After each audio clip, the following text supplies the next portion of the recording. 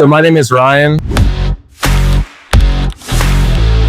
I own a company, ESEN Flood and Fire Restoration. We're actually located out in the Hamptons.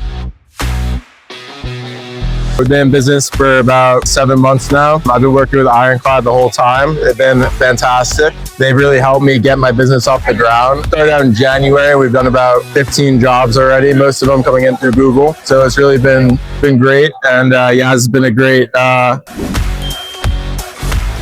project manager, and she's been there every step of the way, giving me reports every month, really detailed and really thorough. And yeah, they really just can't imagine having a better SEO. So it's been great. So I did some research, restoration specific SEOs. I interviewed a few of them, and I actually spoke with JC behind the camera over there. And JC seemed really knowledgeable, and he really showed what Ironclad stands for and their level of expertise in the industry. That's how I ended up finding you guys. It's been going great, better than I could have ever expected for year one. You know, we've been getting jobs, consistent work, and it's really surpassed my expectations. So I think for me, becoming a business owner has been really rewarding, and obviously we strive to succeed. You know what I mean? Start a business, so it's really been a good feeling to be doing well.